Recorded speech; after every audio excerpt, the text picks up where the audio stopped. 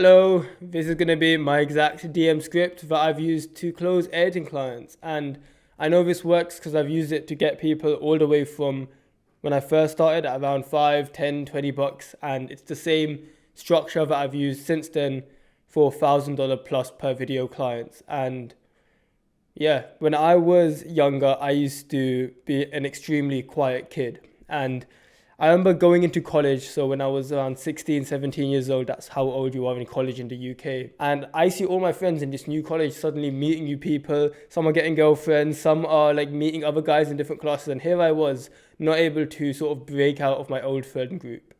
I remember how insecure I felt, and there was a book I read. It was called How to Influence and Influence People. And gonna gloss over a lot of this, but over the next year, I became extremely social, became that guy that I could speak to anyone. And this isn't like some weird ego trip.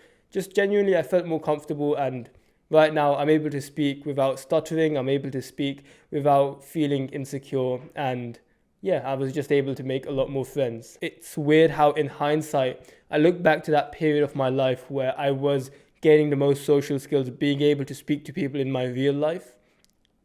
It's also the same time I made the most progress in my editing career, where I had gone from sort of working with like guys at 20, 30, 40, $50 a video.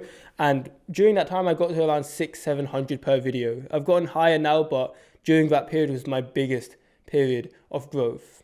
Now, the reason is because the social skills that you use in your real life transfer pretty much perfectly into closing editing clients. The reason being, clients receive them as this crazy thing where it's all up on a pedestal, but truly they're humans like me and you. So this process that I'm going to speak to you, it works for editing clients, and it's based in social skills and psychology that I've used in my real life and editing. So without further ado, let's jump into the whiteboard of truth and justice, where we'll explain the entire process. So this is going to be from the first messages that you send to someone or you reply to someone, all the way to actually getting them to pay you in your account. Now, there's one thing that we need to make clear here. We need to understand the journey we're actually taking someone on. We're going to start people at point A, and our goal is to get them to point B. But what are these points? Point A is the first time we speak to someone.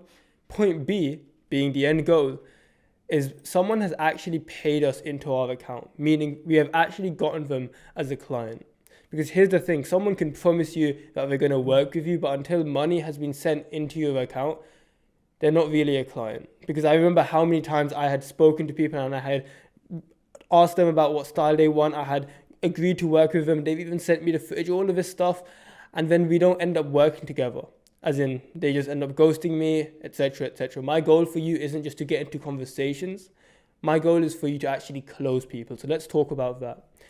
The entire DM conversation, so the entire speech that you do with someone, serves one purpose: to take them from point A, which is a stranger, and take them along this journey towards being a paying client where money has been sent to your account.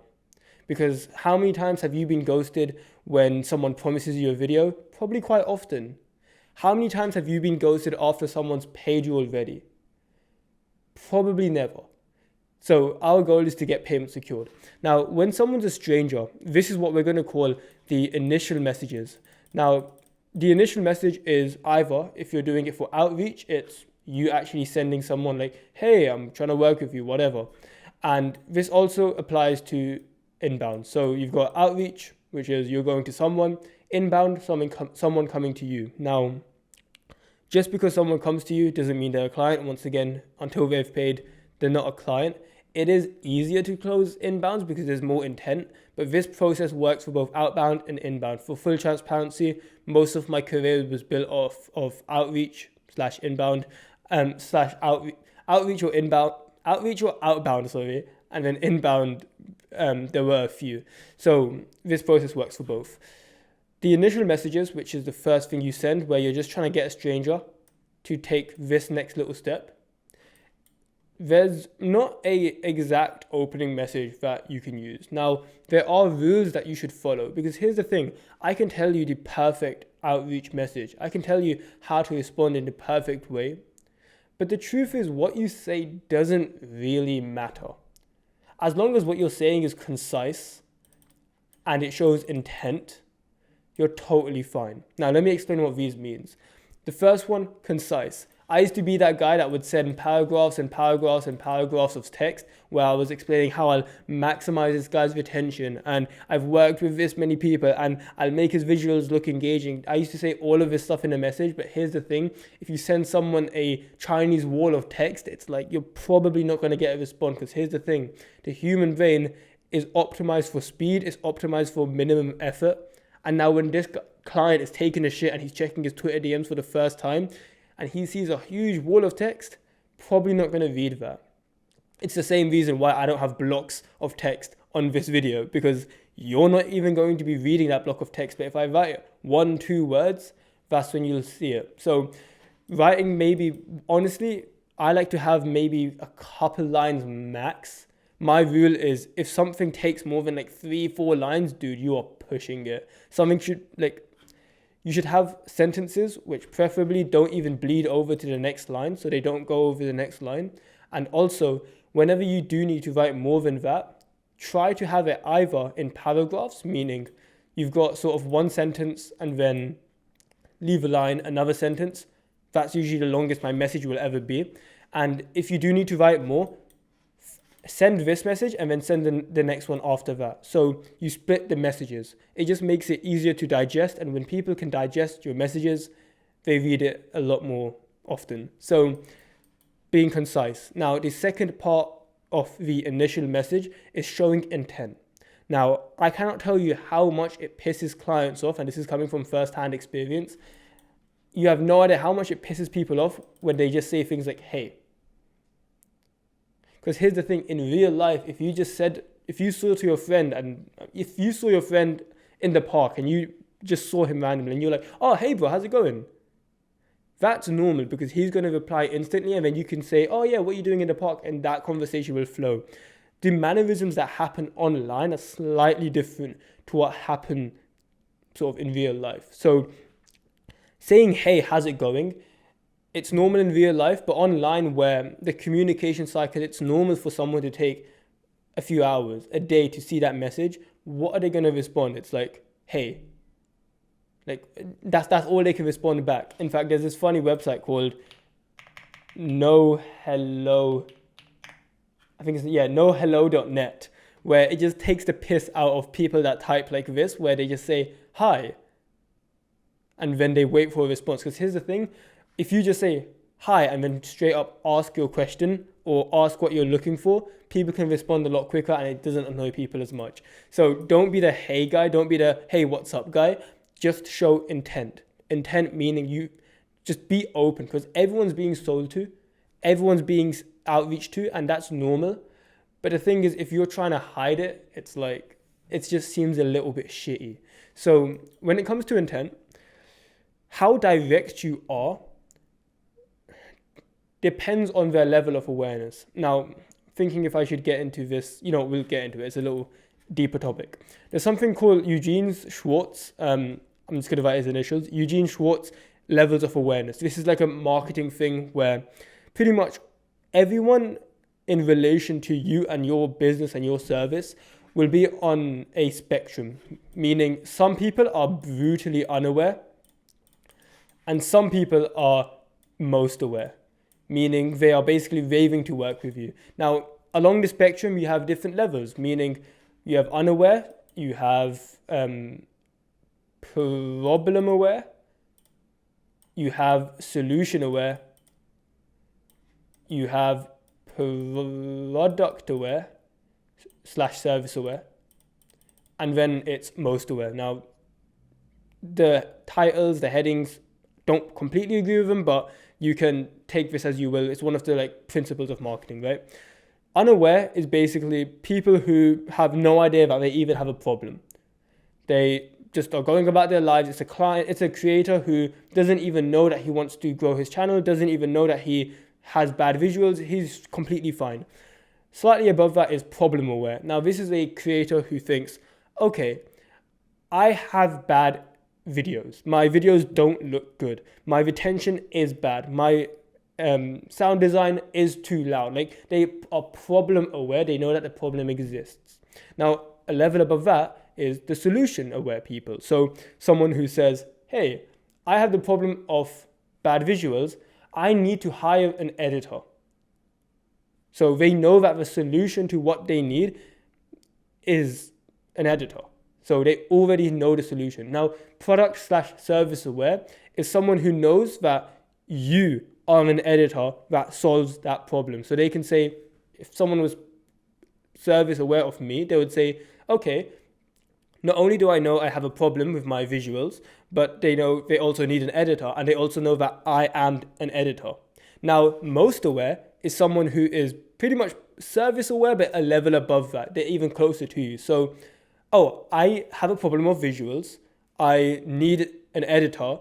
And I also know that Malice is an editor. And I've also worked with Malice before. So next time I need an editor, I'll go to Malice. So that's most aware. Now, the more aware someone is, the easier it is to sell them. And also the more direct you can be with how you speak to them.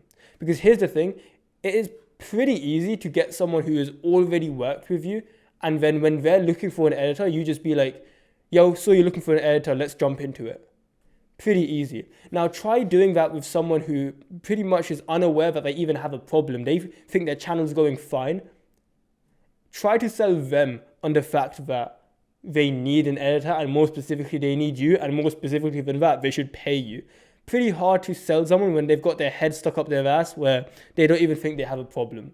So with your initial message, it will depend. Your initial message, the directness at which you try to sell someone will depend on how aware they are.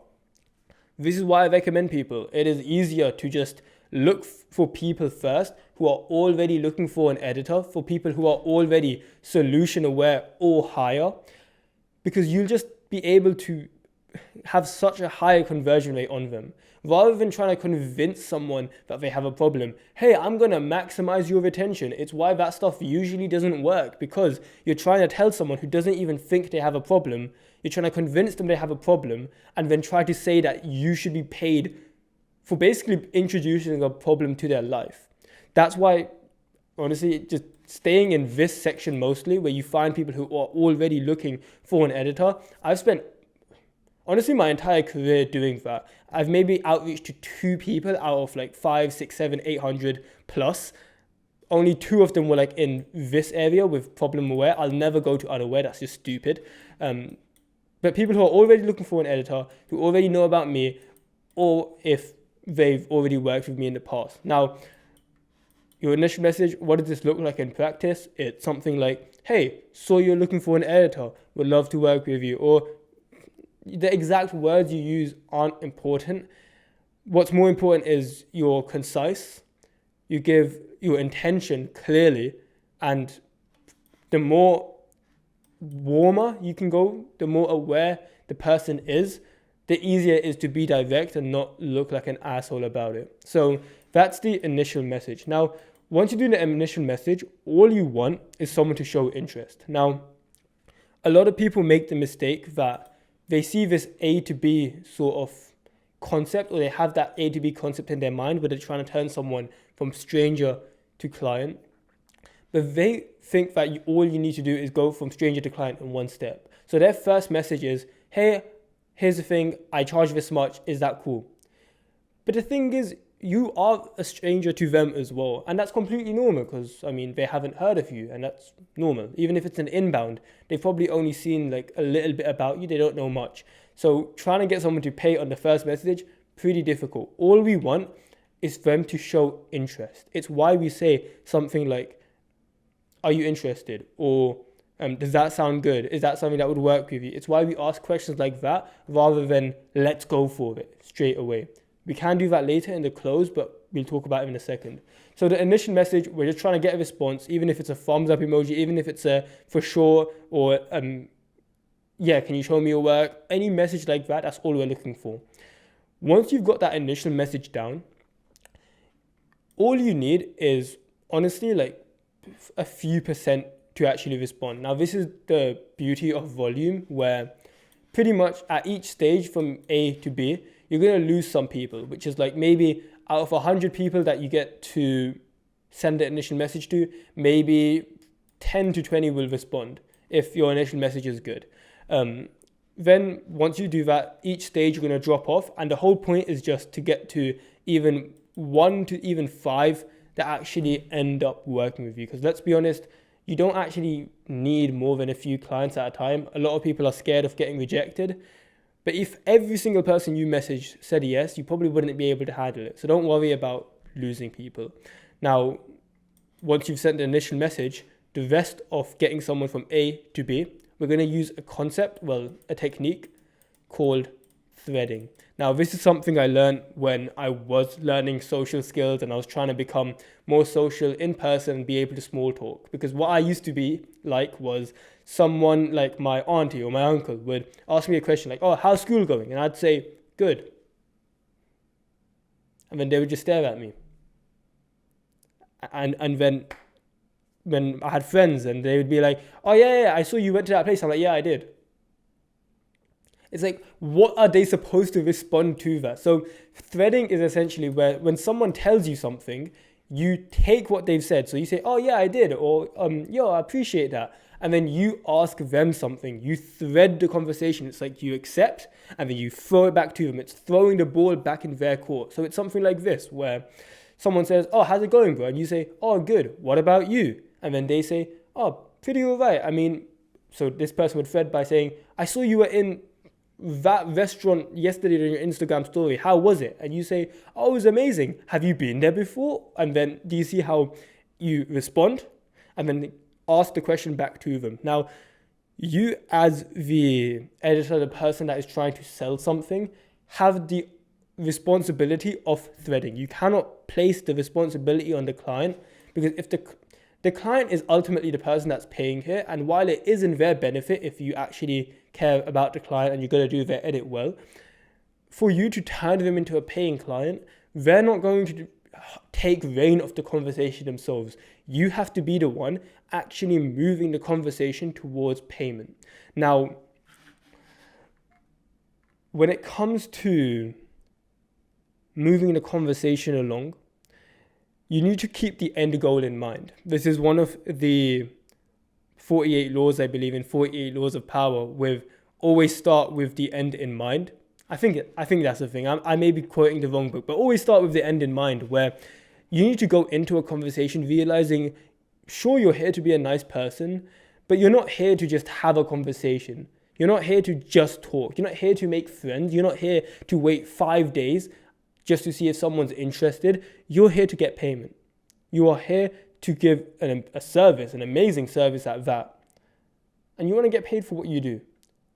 So when you're going from A to B, so stranger to client, you're going to take steps towards it. And what that looks like is getting little bits of emotional investment. So you're going to ask questions related to how you're going to get to payment. So things like, what style are you going to be using? What's the deadline? What's the price? Can you send the footage through? Then you send the link to the payment and then they pay. Do you see how there's all these steps that we need to go through? There's expectations we have to establish before we're actually able to work with someone. So your job is just to move this conversation along all of these points and ultimately get someone to pay. Because unless someone goes through these, it's first of all very difficult to get someone to pay if we haven't established those expectations. And here's the thing, even if you do, you're going to fuck yourself up later on. Because if you don't establish these expectations, like what style are we working in, what's the deadline, what's the price, all of these things, even if they do end up paying you, they are going to have expectations in their mind, and they're going to be a lot higher than what you've agreed to. So it's where an editor will take on a project without talking about the style or talking about a reference video. And then when they hand in the video, because they still got lucky and closed them, they hand in the video and now they've got 50 revisions to do. And now the client's saying, oh, it wasn't as good as I thought. And you're like, dude, what? Like, you're paying me this much. What do you mean? It's like, yes, because you didn't establish the expectations before you got paid. So what threading looks like, let's give it a sort of example conversation. You say, hey, so you're looking for an editor. Here's my work. You interested? The guy says yes.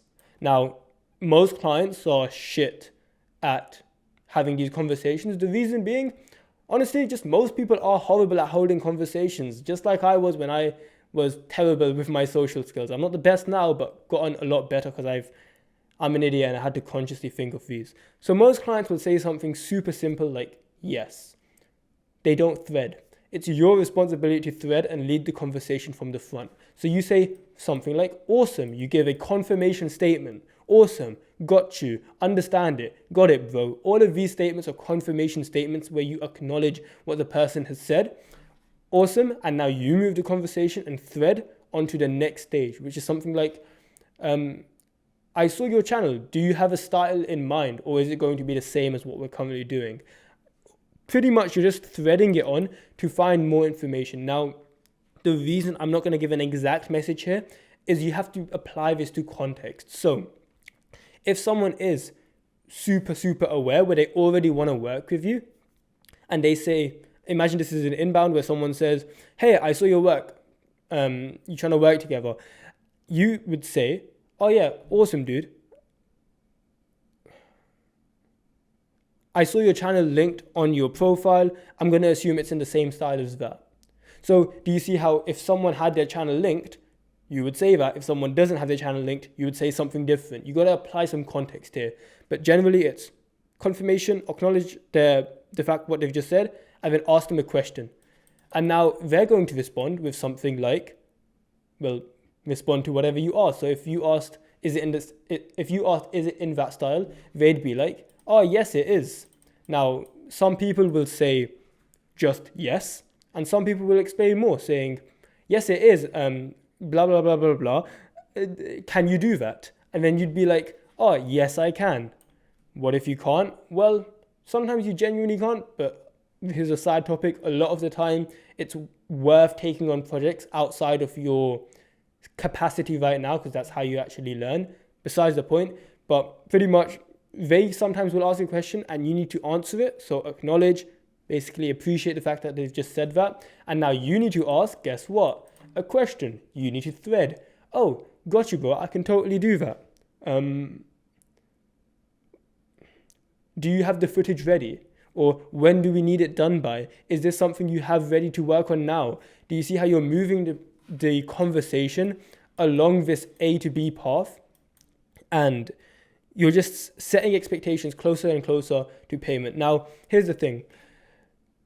This sounds all well and good, and it sounds like it's sort of wishy-washy. Oh, why do I care? I just want to get paid.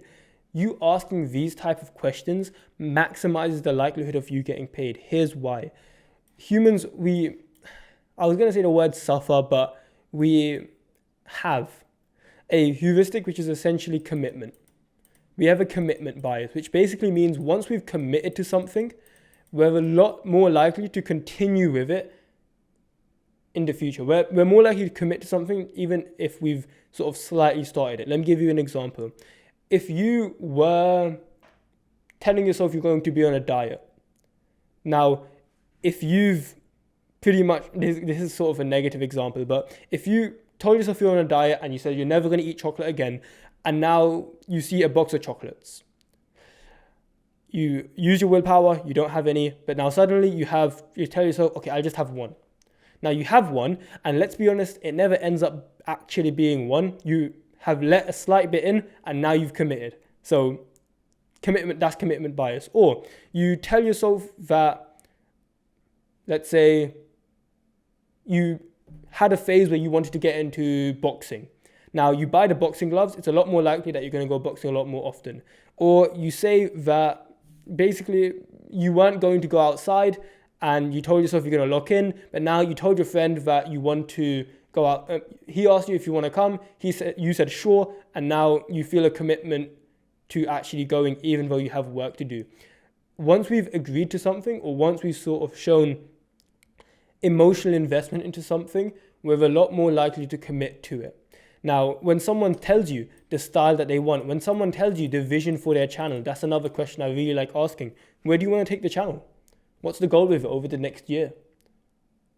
Asking these type of questions, getting someone to share their vision, gets them emotionally invested into the journey of working with you. So asking for the style, asking for the vision, asking for the deadline. And these are more informational levels of emotional investment where someone's just sharing information with you. The level of investment above that is where they're actually sharing assets. So things like footage, things like their assets, maybe they have a folder of music where they have music, or if they have like an epidemic account and they send you that, all of these are things where if you can get this, it's a lot more likely when someone's already sent you footage that they'll end up paying you. And the ultimate form of investment is monetary investment, because once someone's paid you, super rare that they're going to ghost you. In fact, I've never had it happen. So the more investment you can get from someone even before payment, the more likely they are to go to the next step. Your job when you're getting someone from A to B is not to just get them to B, it's literally just get them to the next little step. That's all you need to do.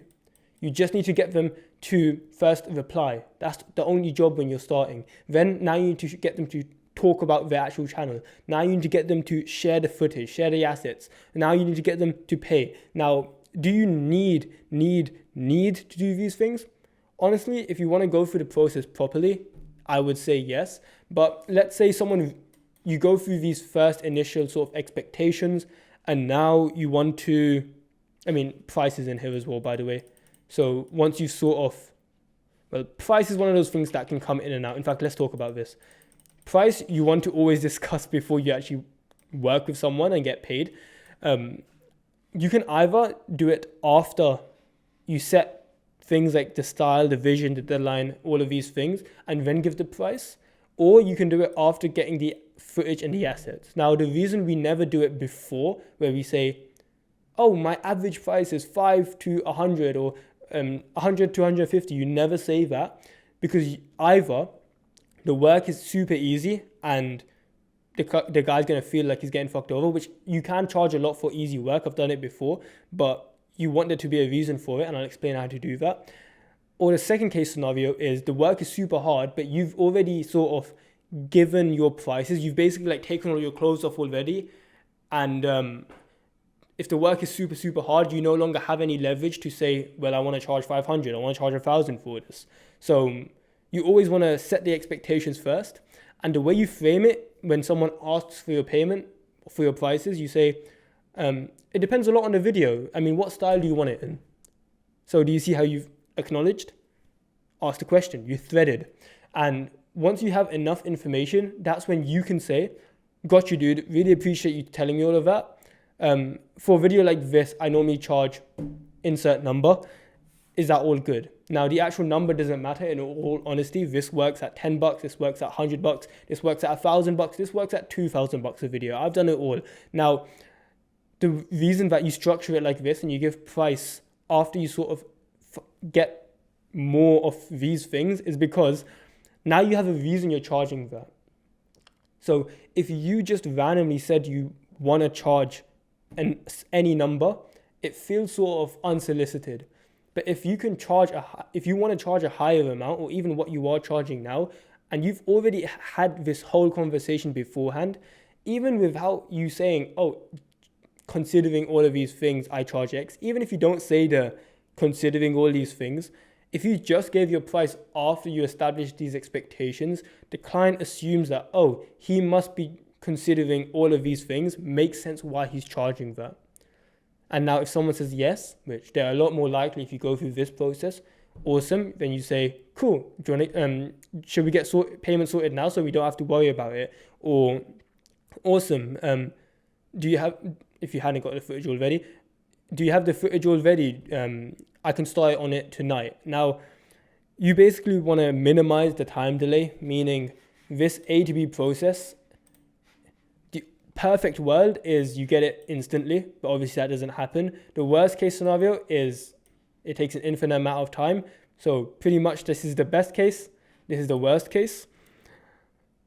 The truth lies somewhere in between, and we can say the shorter the time that it takes, the better, because the longer that someone takes to go across this, the more emotions come up, the more limiting beliefs come up, the more fears come up, the less trust there is. So you just want to make it happen as quickly as possible. Meaning, if you can tell them that, hey, Can you get the footage done?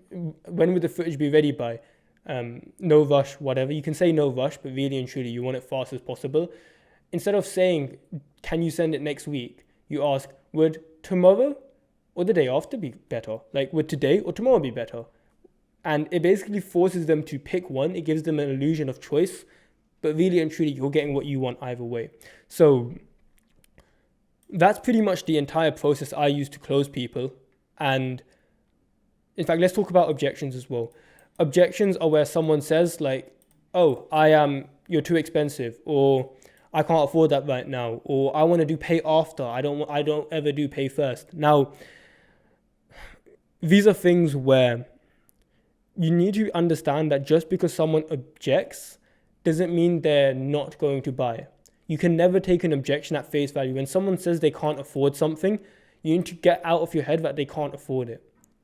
It's not that people can't afford things, it's that they don't see a price to value discrepancy. Because here's the thing, if I told you right now, give me $10,000, you probably would say, I can't afford that right now. Maybe you can, awesome. Some people would say they can't afford $10,000 for an apple. But here's the thing, if I said I'll give you an entire island for $10,000, you'd find a way to make the $10,000 or borrow it from someone, or you'd find the $10,000. So it's never about the actual number. It's always about a priority thing. Is there a difference between the price and the value?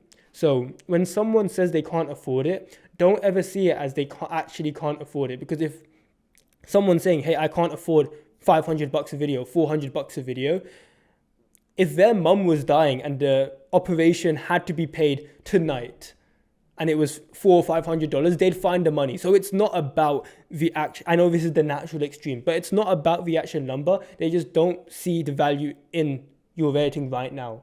So you've got two options in that case, in the actual conversation. Either you fold and you say, no worries, bro, I'll charge insert half of your normal price and now you look like a bitch. Or what you can do is you actually hold what we called frame. Now, frame is something where pretty much it means holding your ground. It's where, let's say you said you want to, let's say you told your friend that you like bananas. And now your friend says, like, how can you like bananas, you weirdo? And then if you said, okay, no, fair enough, I don't even like bananas anyways, bananas aren't that nice. You had an opinion, someone opposed that, and you folded like a bitch. That's not holding frame. Holding frame is what you would do when you say, I like bananas. Someone says, you freak of nature, how can you like bananas? And you say, fair enough, but I actually do really like them. You've held frame. Now, frame when it comes to objections is where someone says, hey, I can't afford that. And you say, no worries. Where would you like to go from here? It's like, cool. Would you like me to refer you someone else? Cool, totally get it. My prices aren't for everyone. I just want to make sure that I'm able to focus on my work. And now the guy's like, damn. I expected this guy to fold like every other editor, but he didn't. Now here's the thing. You're going to get one of two reactions. Either a no, which is like, okay, cool, can you actually refer me someone? Or cool, like, appreciate that, or whatever, like they're going to say, I guess we won't work together. Here's the thing, that no doesn't really mean anything because they couldn't pay you anyways. The other situation is you get a yes, which is like, okay, fair enough, your prices are that. It will be tight, but can we do this? Now, here's the thing. If you are genuinely giving value to your clients, you can feel morally okay with doing this. If you know you F over your clients, don't do this because it's like, honestly, I don't even want you watching my stuff if you're someone that just wants easy money from fucking over clients by doing shitty work. But if you're someone that knows that your work is good, which gives you a lot more conviction to do this, meaning more confidence to do this, holding frame where you say, no, this is actually just my price. Or maybe go down by a bit, but you change the terms, meaning, gotcha, dude, my prices aren't for everyone. What would work better for you? Now, if they say something ridiculously low, just be like, dude, I really don't think we're going to be able to come to an agreement here. I can forward you to another editor if you'd like. Then you genuinely just forward them another editor. Or you say they give something that's reasonable. So let's say you were charging 500, they say 400. If someone is that close, you can just close them. Now, in fact, I'll give you an example. Let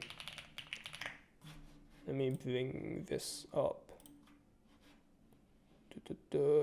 I have an example here. Okay, this was one of the examples, right? Where I'm not going to give everything, but it was a message like this, where someone said that, hey, I can do 750 if you can send the footage tonight. Guy says, my max budget is 400. Now, when someone says my max budget is 400, it never means that the max budget is 400. It means that they want to spend 400, but they're scared. Then I offered 550. The reason being, I didn't even want this client. I was already working with like a lot of other guys. I just wanted to close him for fun, to be honest. So I was like, hey, the lowest I go is 550. I was willing to go to 400. I just didn't want to look like a bitch. Now, the guy doubles down. He says, there's no way you can do 400. So I said, well, I can't do 400. He says, can we do 500? Now, pretty much, I closed him. I held frame and I got him up to 550. Now, here's the thing. When he said, can you do 500? And I had 550 in my mind. 550 was genuinely the lowest I could go.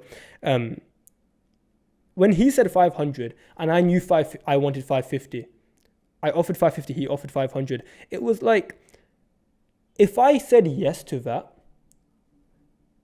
I knew it wasn't about him affording it. Because when someone can afford 500, like he offered, he can afford 550.